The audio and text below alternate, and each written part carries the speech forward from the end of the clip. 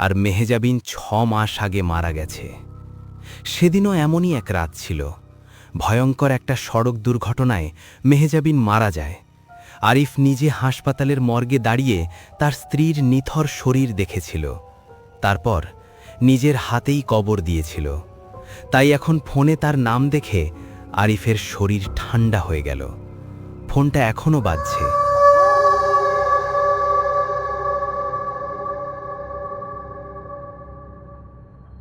আসসালামু আলাইকুম প্রিয় শ্রোতা বন্ধুরা, ছায়ার ফিসফাস থেকে আমি ইসমাইল হিমু আপনাদের স্বাগতম জানাচ্ছি। দেশ প্রবাস থেকে যারা আমাদেরকে শুনছেন বা পরবর্তীতে শুনবেন, তাদের সবাইকে প্রাণঢালা শুভেচ্ছা এবং অভিনন্দন। সত্য এবং ভয়ের ঘটনা পেতে ছায়ার ফিসফাসের সাথেই থাকুন। আশা করি আল্লাহর রহমতে আপনারা সবাই খুব ভালো আছেন ও সুস্থ আছেন। আমিও ভালো আছি আলহামদুলিল্লাহ। আপনাদের জীবনে ঘটে যাওয়া বা আপনাদের জানার সত্য ঘটনাগুলো আমাদেরকে লিখে অথবা রেকর্ড করে পাঠাতে পারেন ismailhimu8@gmail.com এই ইমেল অ্যাড্রেসে। আমাদের ঘটনাগুলো কেমন লাগলো তা আমাদের কমেন্ট সেকশনে জানিয়ে দিতে পারেন। আশা করছি ছায়ার ফিসফাসে আজকের ঘটনাগুলো আপনাকে ভয়ে শিহরণ জাগাতে সক্ষম হবে ইনশাল্লাহ।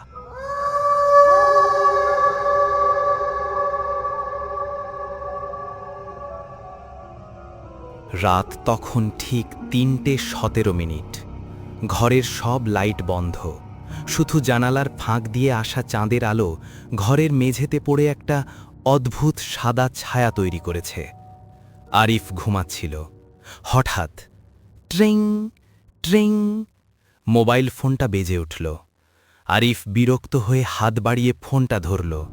স্ক্রিনে যে নামটা ভেসে উঠল সেটা দেখে তার বুকটা হঠাৎ ধক করে উঠল। মেহেজাবিন কলিং। আরিফের হাত কাঁপতে লাগল, কারণ মেহেজাবিন তার স্ত্রী, আর মেহেজাবিন 6 মাস আগে মারা গেছে। সেদিনও এমনই এক রাত ছিল। ভয়ঙ্কর একটা সড়ক দুর্ঘটনায় মেহেজাবিন মারা যায়। আরিফ নিজে হাসপাতালের মর্গে দাঁড়িয়ে তার স্ত্রীর নিথর শরীর দেখেছিল। তারপর নিজের হাতেই কবর দিয়েছিল। তাই এখন ফোনে তার নাম দেখে আরিফের শরীর ঠান্ডা হয়ে গেল। ফোনটা এখনও বাজছে, ট্রিং ট্রিং। আরিফ ভাবল কেউ হয়তো মজা করছে। সে কলটা রিসিভ করল। কানে ফোন ধরতেই ওপাশে কয়েক সেকেন্ড নীরবতা। তারপর একটা ফিসফিসে কণ্ঠ, আরিফ, তুমি কি আমাকে শুনতে পাচ্ছ? আরিফের বুকের ভেতরটা যেন জমে গেল। এই কণ্ঠ সে হাজার কণ্ঠের মধ্যে চিনতে পারবে। এটা মেহেজাবিনের কণ্ঠ। অসম্ভব। আরিফ গলা শুকিয়ে যাওয়া কণ্ঠে বলল, কে কে তুমি? ওপাশে কয়েক সেকেন্ড চুপ। তারপর ধীরে ধীরে সেই কণ্ঠ বলল, আমি মেহেজাবিন। আরিফ চিৎকার করে উঠল, অসম্ভব, তুমি তো মারা গেছো। ওপাশে হালকা একটা হাসির শব্দ। তারপর, হ্যাঁ, আমি মারা গেছি। আরিফের হাত থেকে ফোনটা প্রায় পড়ে যাচ্ছিল। তার কপালে ঠান্ডা ঘাম জমে গেছে। ওপাশ থেকে আবার কণ্ঠটা বলল, আরিফ, কিন্তু আমি এখনো তোমার কাছেই আছি। ঠিক তখন জানালার বাইরে কেউ যেন দাঁড়িয়ে আছে বলে মনে হলো। আরিফ ধীরে ধীরে মাথা ঘুরিয়ে জানালার দিকে তাকালো। জানালার কাঁচে চাঁদের আলো পড়ছে, আর সেই আলোতে কিছু একটা নড়ছে। আরিফ ধীরে ধীরে উঠে দাঁড়ালো। ফোন এখনো কানে।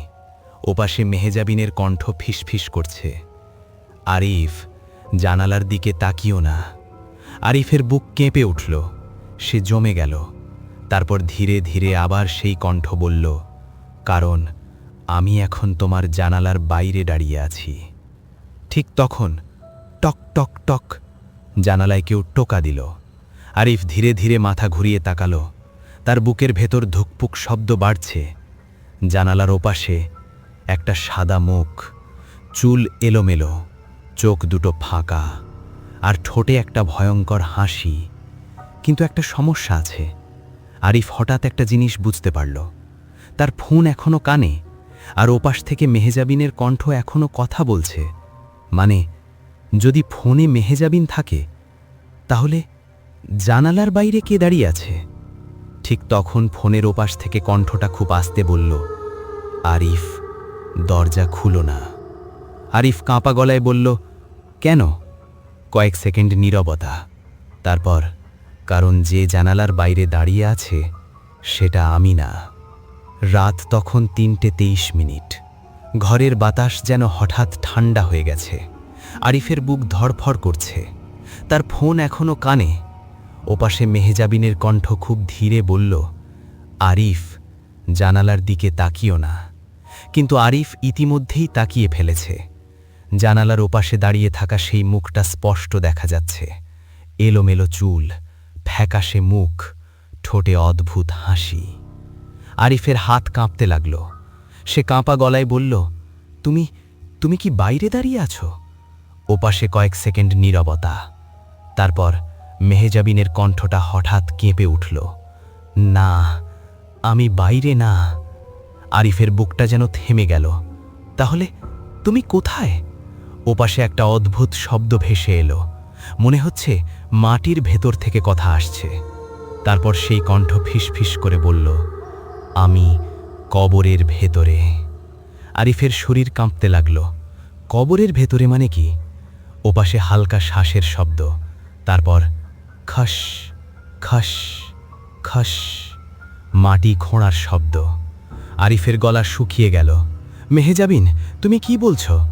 ওপাশে কণ্ঠটা খুব ধীরে বলল, আরিফ, কেউ আমাকে মাটির নিচ থেকে ডাকছে। আরিফের বুক কেঁপে উঠল। কে ডাকছে? হঠাৎ ফোনের ওপাশে আরেকটা কণ্ঠ শোনা গেল, গভীর, ভাঙা, অমানুষিক। আমাদের সঙ্গে এসো। আরিফ চিৎকার করে উঠল, কে ওখানে? তারপর হঠাৎ লাইনটা কিছু সেকেন্ডের জন্য কেটে যাওয়ার মতো শব্দ করল। আরিফ ধীরে ধীরে জানালার দিকে তাকালো। বাইরে দাঁড়িয়ে থাকা সেই জিনিসটা এখনও তাকিয়ে আছে, কিন্তু এবার তার চোখ দুটো পুরো কালো। হঠাৎ সেটা জানালার কাঁচে মুখ ঠেকালো। আরিফের শরীর জমে গেল। তারপর টক টক টক, আবার টোকা। ওই জিনিসটা ফিসফিস করে বলল, আরিফ, দরজা খুলো। আরিফের শরীর ঠান্ডা হয়ে গেল, কারণ এই কণ্ঠটা মেহজাবিনের না। ঠিক তখন ফোনের ওপাশে আসল মেহজাবিন চিৎকার করে উঠল, দরজা খুলো না।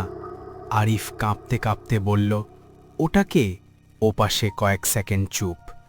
তারপর মেহজাবিন বলল, আমি মারা যাওয়ার রাতে আমি একা ছিলাম না। আরিফ স্তব্ধ। মানে? মেহজাবিনের কণ্ঠ কাঁপছে। দুর্ঘটনার আগে কেউ আমার গাড়ির পেছনে বসেছিল। আরিফের বুক কেঁপে উঠল। কি বলছো তুমি? ওপাশে খুব ধীরে উত্তর এলো, সে এখনও আমার সঙ্গে আছে। ঠিক তখন কড়াত, ঘরের দরজা ধীরে ধীরে নড়ে উঠল। আরিফ পিছনে তাকালো।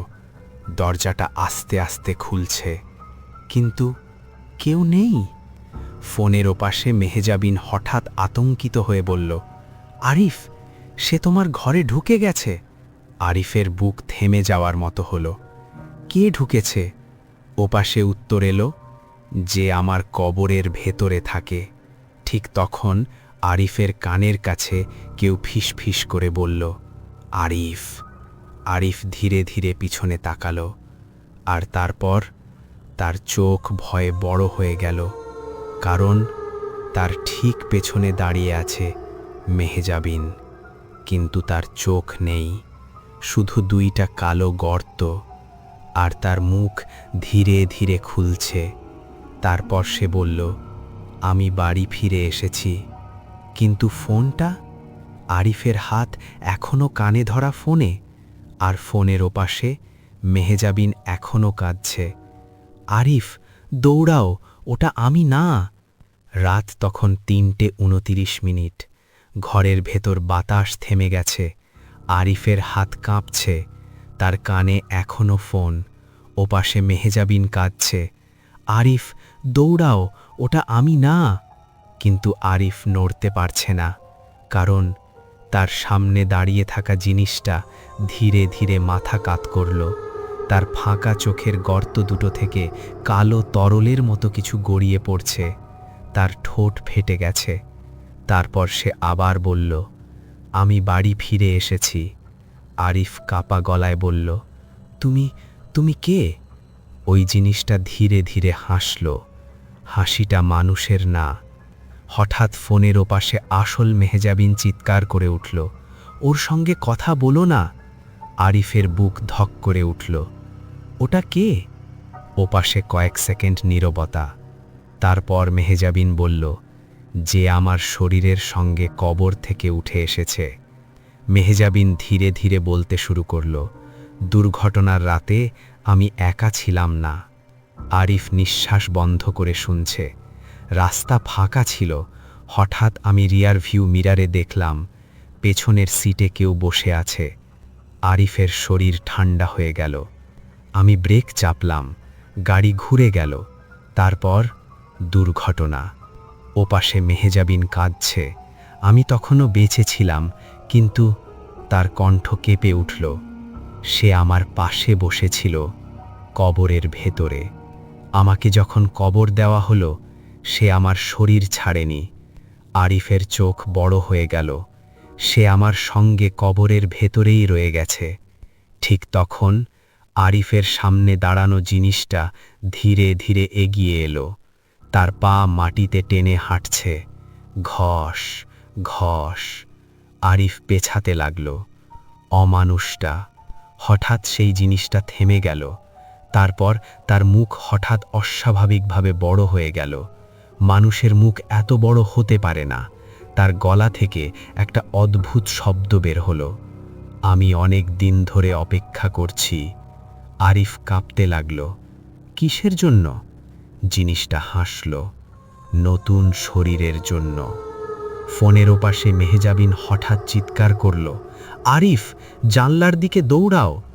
আরিফ দৌড় দিল, কিন্তু ঠিক তখন তার পা যেন কেউ ধরে ফেলল। সে নিচে তাকালো। তার পায়ের চারপাশে কালো ছায়ার মতো কিছু জড়িয়ে আছে, আর সেই জিনিসটা ধীরে ধীরে কাছে আসছে। হঠাৎ ফোনের ওপাশে মেহজাবিনের কণ্ঠ খুব শান্ত হয়ে গেল, আরিফ।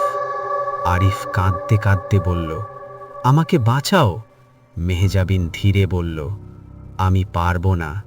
আরিফ থেমে গেল। কেন? ওপাশে খুব ধীরে উত্তর এলো, কারণ সে আমাকে ছেড়ে এখন তোমাকে বেছে নিয়েছে। হঠাৎ ঘরের সব লাইট নিভে গেল। পুরো ঘর অন্ধকার। তারপর আরিফের চিৎকার শোনা গেল, একটা দীর্ঘ ভয়ঙ্কর চিৎকার। তারপর সব কিছু নীরব। 3 দিন পর পুলিশ দরজা ভেঙে ঘরে ঢুকল। ঘর ফাঁকা। আরিফ নেই, কোনো লাশ নেই, কিছুই নেই। শুধু মেঝেতে পড়ে আছে একটা ফোন। পুলিশ ফোনটা তুলে দেখল। স্ক্রিনে একটা নতুন কল আসছে। নামটা দেখে তারা থমকে গেল। স্ক্রিনে লেখা, আরিফ কলিং। কিন্তু আরিফ তো 3 দিন ধরে নিখোঁজ। পুলিশের একজন কাঁপা হাতে কলটা রিসিভ করল। ওপাশে কয়েক সেকেন্ড নীরবতা। তারপর একটা ভাঙা কণ্ঠ বলল, হ্যালো, আমি আরিফ। কণ্ঠটা থেমে গেল। তারপর ফিসফিস করে বলল, দয়া করে দরজা খুলো না।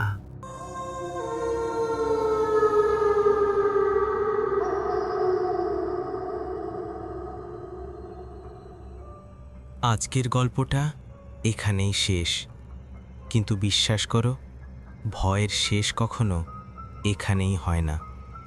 কারণ কিছু গল্প শোনা শেষ হলেও তার ছায়া থেকে যায় আমাদের চারপাশে, অন্ধকার ঘরে, নিস্তব্ধ রাতে, কিংবা হঠাৎ কানে ভেসে আসা কোনো অচেনা শব্দে। যদি গল্পটা তোমার মনে একটুও শিহরণ জাগিয়ে থাকে, তাহলে বুঝবে ভয় এখনো বেঁচে আছে। তোমাদের জানাশোনা সত্য এবং ভয়ে যদি কোনো ঘটনা থাকে, তাহলে আমাদেরকে লিখে পাঠাও ismailhemu8@gmail.com। এমন আরও ভয়ঙ্কর, রহস্যময় সত্য ঘটনা আর ভূতের গল্প শুনতে চ্যানেলটা সাবস্ক্রাইব করো, ভিডিওটা লাইক দাও, আর কমেন্টে জানাও আজকের গল্পের কোন অংশটা তোমাকে সবচেয়ে বেশি ভয় পাইয়েছে। মনে রেখো, সব দরজা বন্ধ থাকলেও কিছু কিছু জিনিস কখনো দরজার তোয়াক্কা করে না। আবার দেখা হবে আরেকটা ভয়ানক গল্প নিয়ে। ততক্ষণ পর্যন্ত সাবধান।